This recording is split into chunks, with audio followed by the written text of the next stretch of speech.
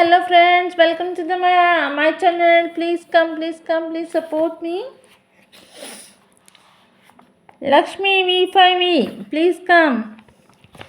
ನೋಡಿ ಫ್ರೆಂಡ್ಸ್, ಇದು ನಾವು ಎಷ್ಟೆಲ್ಲ ಇದು ಮಾಡ್ತೀವಲ್ವ, ನಾವು ಔಟ್ಸೈಡ್ ಹೋದ್ರೆ ಬರೀ ಜಂಕ್ ಫುಡ್ ತಿನ್ಕೊಂಡು ಕುತ್ಕೊತೀವಿ.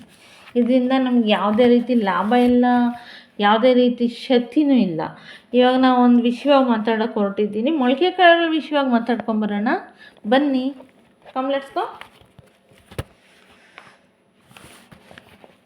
ಫ್ರೆಂಡ್ಸ್. ಕಾಲದ ಜನಗಳಲ್ಲಿ ಎಷ್ಟೆಲ್ಲ ಶಕ್ತಿ ಇತ್ತು, ಅವ್ರಿಗೆ ಯುಕ್ತಿ ಇತ್ತು. ಬಟ್ ನಮಗೆ ಯುಕ್ತಿ ಯೂಸ್ ಮಾಡ್ತೀವೇನೋ, ಬಟ್ ಶಕ್ತಿ ಅಂತ ಮೊದಲು ಇಲ್ಲವೇ ಇಲ್ಲ ಬಿಡಿ. ನನಗಂತೂ ಇಲ್ಲೇ ಇಲ್ಲ. ನಾನಂತೂ ಹೇಳ್ತೀನಿ, ನಾನು ಇದು ಒಪ್ಕೊಳ್ತೀನಿ, ಇಲ್ಲೇ ಇಲ್ಲ ಖಂಡಿತ. ನೋಡಿ, ದ್ವಿದಳ ಧಾನ್ಯ ಅಂತ ಹೇಳ್ತಾರಲ್ವ, ಆ ದ್ವಿದಳ ಧಾನ್ಯ ಅಂದರೆ ನಾವು ಏನು ಮೊಳಕೆ ಕಟ್ತೀವಲ್ಲ ಆ ಕಾಳುಗಳ ಬಗ್ಗೆ ಇದ್ರ ಬಗ್ಗೆ ಮಾತಾಡ್ಕೊಂಬರೋಣ. ಆಗಿನ ಕಾಲದಲ್ಲಿ ನೋಡಿ ಬರೀ ಕಾಳು ಸಾಂಬಾರು. ಹಳ್ಳಿ ಕಡೆ ಏನಂದ್ರೆ ಆವಾಗೆಲ್ಲ ಯೋಚನೆ ಮಾಡ್ತಿದ್ದು, ಅದೇನೋ ಹುಳ್ಳಿಕಾಳು ಸಾಂಬಾರು ತಿಂದರೆ ಅವ್ರು ಬಡವರು ಅಂತ. ನೋ ಅವ್ರು ಬಡವ್ರಲ್ಲ, ಅವ್ರು ಶ್ರೀಮಂತರು, ಆರೋಗ್ಯದಲ್ಲಿ ಶ್ರೀಮಂತರು. ನಿಜ ಹೇಳ್ತೀನಿ. ಅವರಷ್ಟು ಆರೋಗ್ಯಕ್ಕೆ ನಾವು ಇರೋಕ್ಕೆ ಆಗಲ್ಲ ನೋಡಿ. ಅವರಷ್ಟು ಗಟ್ಟಿಮುಟ್ಟಾಗಿ ಅವರಷ್ಟು ರುಚಿಕರವಾದ ಊಟನ ತಿನ್ನೋಕ್ಕಾಗಲ್ಲ. ಬನ್ನಿ ಫ್ರೆಂಡ್ಸ್, ಇವಾಗ ಒಂದು ವಿಷಯ ಮಾತಾಡ್ಕೊಂಬರೋಣ. ಏನು ಕಾಳು ಅಂದರೆ ಹುಳ್ಳಿಕಾಳು ಬಗ್ಗೆ ಮಾತ್ರನೇ ಮಾತಾಡ್ತೀನಿ ಇವತ್ತು. ಹುಳ್ಳಿಕಾಳನ್ನು ಕಟ್ಬೋದು, ಎಲ್ಲ ಕಾಳುಗಳನ್ನೂ ಕಟ್ಬೋದು, ಬಟ್ ಇವತ್ತು ಹುಳ್ಳಿಕಾಳುಗಳ ಬಗ್ಗೆ ಮಾತ್ರನೇ ಹೇಳ್ತೀನಿ ನಿಮಗೆ. ಹುಳ್ಳಿಕಾಳನ್ನ ನೆನೆಸ್ಬಿಡಿ ಒಂದು ನೈಟೆಲ್ಲ, ಆಮೇಲೆ ಬಸ್ಬಿಡಿ ಬೆಳಗ್ಗೆ ಒಂದು ನೈಟ್ ಕಂಪ್ಲೀಟ್ ಆಗಬೇಕು. ಆಮೇಲೆ ಅದು ಕ್ಯಾಪಾಗಿ ಹಂಗೆ ಇಟ್ಬಿಡಿ. ಆವಾಗ ಅಂದರೆ ಬಟ್ಟೆಯಲ್ಲೆಲ್ಲ ಕಟ್ಟಿ ಇಡಬೇಕಿತ್ತು, ಇವಾಗೇನು ಕಟ್ಟಿ ಇಡೋಂಗಿಲ್ಲ. ಕ್ಯಾಪಕ್ಕೆ ಹಾಕೇ ಇಟ್ಬಿಡಿ, ಸ್ವಲ್ಪ ಇಷ್ಟಿಷ್ಟು ಬರುತ್ತೆ. ನೋಡಿ ಫ್ರೆಂಡ್ಸ್, ಇನ್ನೊಂದು ಹೇಳ್ತೀನಿ. ಆ ಮೊಳಕೆ ಉದ್ದ ಬಂದಿತ್ತು ಅಂದರೆ ನಮ್ಗೆ ಅಷ್ಟೊಂದು ಟೇಸ್ಟ್ ಇರೋಲ್ಲ. ಅದು ಇಷ್ಟಿಷ್ಟೇ ಇದ್ದಾಗೆ ಮಾಡಿಬಿಡ್ಬೇಕು. ಆಗ ಮಾಡ್ತಿದ್ದಂಗೆ ಅದು ತುಂಬ ಟೇಸ್ಟಿಯಾಗಿದೆ, ರುಚಿಕರವಾಗಿರ್ತದೆ. ಇನ್ನೊಂದು ಹೆಲ್ತ್ಗೆ ತುಂಬ ಇದಿರುತ್ತೆ, ಬೆನಿಫಿಟ್ ಅದು ನೋಡಿ. ಅದರಿಂದ ಒಳ್ಳೆ ನಮಗೆ ಪೌಷ್ಟಿಕಾಂಶ ಸಿಗುತ್ತೆ. ಪ್ರತಿಯೊಬ್ಬರು ಇದು ಮಾಡೋದು ಬೆಸ್ಟ್. ಮನೆಯಲ್ಲೇ ಇರುತ್ತಲ್ವ, ಹುಳ್ಳಿಕಾಳು ಇರುತ್ತೆ, ಹುಳ್ಳಿಕಾಳು ಇಲ್ಲಾಂದರೆ ಕೊಂಡ್ಕೊಂಡ್ಬಂದ್ರೂ ಆಯಿತು ಅಲ್ವಾ. ಏನೇಕೋ ಖರ್ಚು ಮಾಡ್ಕೊತೀವಿ ನಾವು, ಅಷ್ಟಕ್ಕೆ ಖರ್ಚು ಮಾಡ್ಕೊಬೇಕಲ್ವಾ ನಮ್ಮ ಹೆಲ್ತ್ಗೋಸ್ಕರ. ಬೆಟರ್ ದೆನ್ ಅದು ಮಾಡಿದರೆ.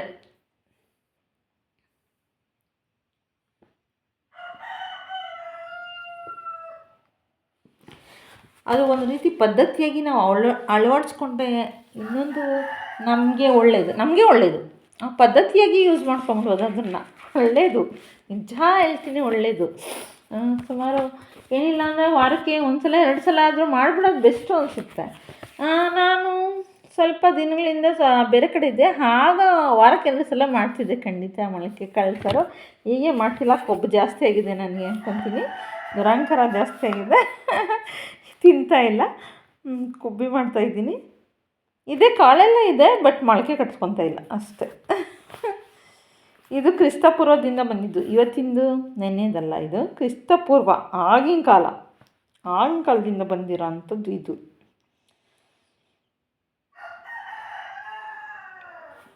ಇದರಿಂದ ಒಳ್ಳೆ ಪೌಷ್ಟಿಕತೆ ಸಿಗುತ್ತೆ. ನಮಗೆ ಮನುಷ್ಯನಿಗೆ ಏನಂದರೆ ಪೌಷ್ಟಿಕಾಂಶದ ಕೊರತೆ ಇತ್ತು ಅಂದರೆ ತುಂಬಾ ಪ್ರಾಬ್ಲಮ್ ಆಗುತ್ತೆ. ಈ ಪ್ರಾಬ್ಲಮಿಂದ ನಾವು ಈಚೆ ಬರಬೇಕು ಅಂದರೆ ಬರೀ ನಾವು ಥಿಂಕಿಂಗ್ಸ್ ಎಲ್ಲ ಇರುತ್ತಲ್ವ, ಅದೆಲ್ಲ ಕಡಿಮೆ ಮಾಡುತ್ತೆ. ಹೇಳಬೇಕು ಅಂದರೆ ನಾವು ತಿನ್ನೋ ಒಂದು ಆಹಾರದಿಂದ ಕಡಿಮೆ ಮಾಡ್ಕೊಂಬಂದಾಗಿದೆ.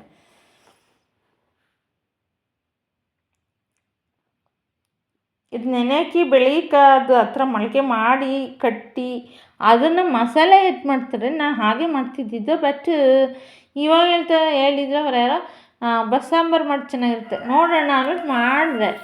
ಅದಕ್ಕೆ ಏನಂದರೆ ಬಸ್ಸಾಂಬಾರಿಗೆ ಅದು ಪಲ್ಯಗೆ ಏನು ಮಾಡ್ತೀವಿ ಗೊತ್ತಾ, ಬಸ್ಕೊಳ್ತೀವಲ್ವ ಇದಕ್ಕೆ, ಅದಕ್ಕೆ ಸ್ವಲ್ಪ ಅಕ್ಕಿ ಹುರಿದ್ಬಿಟ್ಟು ಅದನ್ನು ತರಿಯಾಗಿ ಅಂದರೆ ಗ್ರೈಂಡ್ ಮಾಡ್ಕೊಂಬಿಡಿ. ಆಮೇಲೆ ಒಣಕೊಬ್ಬರಿ ಇದ್ದರೆ ಅದು ಚಿಕ್ಕದಾಗಿ ನಾವು ಚೆನ್ನಾಗಿ ಅಂದರೆ ಪೀಚಲ್ಲ, ಬಿಕಾಸ್ ಅದು ತುರ್ಕೊಳ್ತೀವಲ್ವ, ತುರ್ಕೊಬೇಕು. ಆಮೇಲೆ ನೆಕ್ಸ್ಟ್ ಕಡಲೆಬೀಜ ಇಂಪಾರ್ಟೆಂಟ್. ಕಡಲೆಬೀಜ ಚೆನ್ನಾಗಿ ಹುರ್ಕೊಂಬಿಟ್ಟು ಅದನ್ನು ತರಿಯಾಗಿ ಹುರ್ಕೊಳ್ಳಿ, ತರಿಯಾಗಿ ಅಂದರೆ ಗ್ರೈಂಡ್ ಮಾಡ್ಕೊಳ್ಳಿ. ಗ್ರೈಂಡ್ ಮಾಡಿಕೊಂಡು ಅದನ್ನು ಅದರೊಳಗಡೆ ಮಿಕ್ಸ್ ಮಾಡ್ಕೊಳ್ಳಿ. ಆಮೇಲೆ ಮತ್ತು ಧನಿಯಾ ಪೌಡ್ರ್ ಮಿಕ್ಸ್ ಮಾಡಿ, ಏನು ಇಷ್ಟನ್ನು ಮಿಕ್ಸ್ ಮಾಡಿ ಇದನ್ನು ಆ ಪಲ್ಯಗೆ ಆಮೇಲೆ ಎಲ್ಲ ಒಗ್ಗರಣೆ ಎಲ್ಲ ಕೊಟ್ಟು ಆದಮೇಲೆ ನಾವು ಉದುರಿಸ್ಬೇಕು. ಅದು ಚಿಮ್ಕಿಸಿ ಆಮೇಲೆ ಹಿಂಗೆ ಚೌಟಾಡಿಸಿದ್ರೆ ಸೂಪರಾಗಿರುತ್ತೆ. ಆ ಟೇಸ್ಟ್ ನೋಡ್ತಾ ಇದ್ದರೆ ನೆಕ್ಸ್ಟ್ ನೀವೇ ಹೇಳ್ತೀರ, ಕಮೆಂಟ್ ಕಳಿಸ್ತೀರ. ಖಂಡಿತ ನಾನು ನಂಬಿದ್ದೀನಿ, ಕಮೆಂಟ್ ಬಂದೇ ಬರುತ್ತೆ. ಟ್ರೈ ಮಾಡಿ ದಯವಿಟ್ಟು. ಇದು ಯಾಕೆಂದರೆ ಎಲ್ಲರಿಗೂ ಯೂಸ್ ಆಗೋಂಥದ್ದನ್ನೇ ನಾನು ಹೇಳೋದು, ಯೂಸ್ ಆಗದೆ ಇರೋದು ನಾನು ಹೇಳಲ್ಲ. ನಾನೇನು ಮಾಡಿದ್ದೀನೋ, ನನಗೇನು ಯೂಸ್ ಆಯಿತು ಅದ್ರ ಬಗ್ಗೆ ಮಾತ್ರ ನಾನು ಮಾತಾಡ್ತೀನಿ.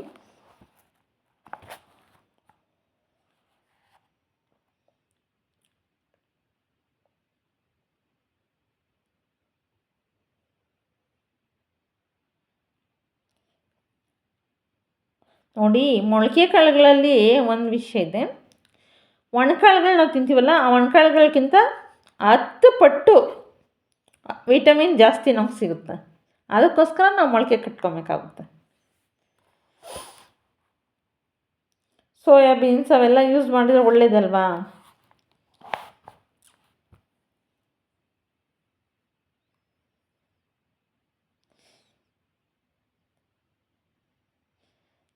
ನೋಡಿ, ಏಜ್ ಆದಂಗೆಲ್ಲ ನಮ್ಮ ದೇಹದಲ್ಲಿ ಅಂದರೆ ಕಿಣ್ವಗಳು ಉತ್ಪತ್ತಿ ಕಡಿಮೆ ಆಗುತ್ತೆ ಅಲ್ವಾ? ವಿಷವಸ್ತುಗಳು ಜಾಸ್ತಿ ಆಗ್ತಾ ಬರುತ್ತೆ. ಆ ಟೈಮಲ್ಲಿ ಬೇಕಾಗುತ್ತೆ. ಇದೆಲ್ಲನೂ ನಾವು ಇವಾಗಲಿಂದನೇ ಕೊಡೋದು ಒಳ್ಳೆಯದು. ಯಾಕಂದರೆ ಅದು ಅಲ್ಲಿವರೆಗೂ ನಾವು ವೆಯ್ಟ್ ಮಾಡಬಾರ್ದು, ಕೊಡ್ತಾ ಹೋಗ್ಬೇಕು ಇವಾಗಲಿಂದ. ಅದೆಲ್ಲ ಏನು ವಿಷ ಪದಾರ್ಥ ತೆಗೆಯುತ್ತೆ, ಬ್ಯಾಡ್ ಇದೆಲ್ಲ ತೆಗೆದ್ಬಿಟ್ಟು ಒಳ್ಳೆ ಗುಡ್ಡಿದ್ದನ್ನ ಕೊಡೋ ಅಂಥದ್ದು ಇದಾಗಿರುತ್ತೆ ಈ ಮೊಳಕೆ ಕಾಳುಗಳು. ದಯವಿಟ್ಟು ಇದನ್ನು ಯಾರೇ ಆದರೂ ಸರಿನೇ ಮಾಡಿ, ವಾರಕ್ಕೆ 2 ಸಲ ಆದರೂ ಮಾಡಿ.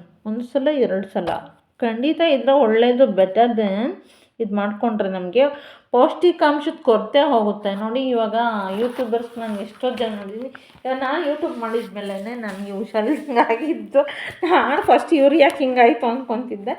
ಬಟ್ ಏನಕ್ಕೆ ಅಂದರೆ ಇವಾಗ ಟೈಮ್ ಸೆನ್ಸ್ ನಮಗೆ ಆ ಟೈಮ್ ಆಗೋಯ್ತು, ಆ ಟೈಮ್ ಮಾಡಿಬಿಡ್ಬೇಕು, ಲೈವ್ ಕುತ್ಕೊಬೇಕು. ಬರೀ ನಮ್ಮ ಗಮನ ಎಲ್ಲ ಏನಾಗುತ್ತೆ, ನಾವು ಮಾಡೋ ಕೆಲಸದ ಕಡೆ ಗಮನ ಹೊರಟೋಗ್ಬಿಡುತ್ತೆ ಹೊರತು ನಾವು ತಿನ್ನೋದ್ರ ಬಗ್ಗೆ ಕೂಡ ಯೋಚನೆ ಮಾಡ್ದಿರ ಇದು ಮಾಡಿರ್ತೀವಿ ಅಲ್ವಾ? ಅದಕ್ಕೆ ಪೌಷ್ಟಿಕಾಂಶದ ಆಹಾರ ತಿಂದರೆ ನಮಗೆ ಎಷ್ಟೋ ತಡ್ಕೊಳೋ ಶಕ್ತಿ ಇರುತ್ತೆ ನಮ್ಮ ದೇಹಕ್ಕಲ್ವಾ? ನಂದು ಲೋ BP ಆಗಿಬಿಟ್ಟಿತ್ತು, ನಿಜ ಹೇಳ್ತೀನಿ. ಇಲ್ಲಿ ಏನು ಕೊಟ್ಟಿದ್ದಾರೆ ಗೊತ್ತಾ? ಅದೇನೋ ಈರುಳ್ಳಿ, ಆಮೇಲೆ ಇನ್ನೇನು ಇದೆಯಲ್ಲಪ್ಪ, ಈರುಳ್ಳಿ ಹಚ್ಕೊಳ್ರಿ ಸಣ್ಣಗೆ. ಆಮೇಲೆ ಮತ್ತೆ ಇನ್ನೇನು ನಿಂಬೆ ರಸ, ಕಾಳು ಮೆಣಸಿನ ಪೌಡ್ರು, ಉಪ್ಪು, ಆಮೇಲೆ ಇನ್ನು ಏನೇನೋ ಹೇಳಿದ್ದಾರೆ. ಅದೆಲ್ಲ ಮಿಕ್ಸ್ ಮಾಡಿ ಸೌತೆಕಾಯಿ, ಕ್ಯಾರೆಟ್ ಅದೆಲ್ಲ ತುರಿದು, ಅದೆಲ್ಲ ಪೀಸ್ ಆದರೂ ಮಾಡ್ಕೊಂಡು ತುರಿದು ಆದರೂ ಹಾಕ್ಕೊಂಬಿಟ್ಟು ಅದೆಲ್ಲ ಮಿಕ್ಸ್ ಮಾಡಿ ಅದನ್ನು ತಿಂದರೆ ತುಂಬ ಬೆಟರ್ ಅಂತ ಹೇಳ್ತಾರೆ ಹೆಲ್ತ್ಗೆ. ನಿಜ 100% ಹೆಲ್ತ್ಗೆ ಇದು 100%. ನಾನು ಯಾಕೆ ಹೇಳ್ತಿದ್ದೀನಿ ಅಂದರೆ, ನನಗೆ ಲೋ BP ಆದಾಗ ಡಾಕ್ಟ್ರ್ ಹೇಳಿದ್ದು ಲೆಮನ್ ಜ್ಯೂಸ್. ಅದು ಗೊತ್ತಾ? ಬರೀ ನನಗೆ ಡ್ರಿಪ್ಸ್ ಎಲ್ಲ ಲೆಮನ್ ಜ್ಯೂಸ್ ಕುಡಿಸಿದ್ರು, ಆಗಾಯಿತು. ಅದಕ್ಕೆ ಪ್ರತಿಯೊಬ್ಬರು ಅಷ್ಟೇ ಬೆಟರ್ ದೆನ್ ಅದು ನಾವು ಮಾಡ್ಕೊಳೋದು ಬೆಸ್ಟ್ ಅಲ್ವಾ? ಮನೆಯಲ್ಲೇ ಇರುತ್ತೆ, ನಾವ್ಯಾಕೆ ಅಷ್ಟೊಂದು ಕಷ್ಟ ಬೀಳಬೇಕು?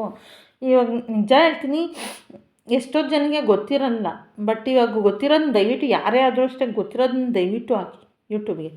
ಯಾಕೆಂದರೆ ಎಷ್ಟೋ ಜನಕ್ಕೆ ಹೆಲ್ತ್ಗಳು ಪ್ರಾಬ್ಲಮ್ ಆಗುತ್ತೆ. ಹೆಲ್ತಿಂದ ಅವ್ರು ಹುಷಾರಾಗಬೇಕು ಅಂದರೆ ನಾವು ಅವ್ರಿಗೆ ಸಪೋರ್ಟಿವ್ ಆಗಿ ನಿಂತ್ಕೊಬೇಕು ಅಂದರೆ ನಾವು ಎಲ್ಲ ರೀತಿಯಾಗೂ ನಾವು ಅವ್ರಿಗೆ ಮಾತಾಡಲೇಬೇಕು, ಅವ್ರ ಜೊತೆ ಇರಲೇಬೇಕಾಗುತ್ತೆ. ಸೊ ನೋಡಿ, ಇವತ್ತಿನ ಇಷ್ಟೇ ನಂದು ಏನು ಮೊಳಕೆ ಕಾಳುಗಳದ್ದು ತುಂಬ ಬೆನಿಫಿಟ್ ಇದೆ. ಈ ಬೆನಿಫಿಟ್ ನೋಡ್ಕೊಂಡಾದರೂ ಮಾಡ್ಕೊಳ್ಳಿ ಪ್ಲೀಸ್. ಅದನ್ನ ನೋಡಿ ಅದನ್ನು ಮಾಡಿ ಟ್ರೈ ಮಾಡಿ, ಕಷ್ಟ ಏನೂ ಅಲ್ಲ. ರಾತ್ರಿಗೆ ನೆನೆ ಹಾಕ್ತೀರಾ, ಒಂದು ಬಾಕ್ಸ್ಗೆ ಹಾಕ್ಬಿಟ್ಟು ಅಂದ್ಕೊಳ್ಳಿ, ನೀರು ಹಾಕ್ಬಿಟ್ಟು ಮಾರ್ನಿಂಗಲ್ಲಿ ಅದನ್ನು ಬಸ್ಬಿಟ್ಟು ಮತ್ತೆ ಅದು ಕ್ಯಾಪ್ ಹಾಕಿ ಹಾಗೆ ಇಟ್ಬಿಡೋಣ. ಓಕೆ, ಅದಕ್ಕೆ ಮತ್ತೆ ಮಾರನೇ ದಿವಸಕ್ಕೆ ಅದು ಮೊಳಕೆ ಬಂದುಬಿಟ್ಟಿರುತ್ತೆ. ಆವಾಗ ಅದನ್ನು ಸಾಂಬಾರು ಮಾಡ್ಕೊಬೋದು, ಬೆಸ್ಟ್ ಅಲ್ವಾ? ಆ ರೀತಿ ಮಾಡಿದರೆ. Okay friends, bye. Thank you so much.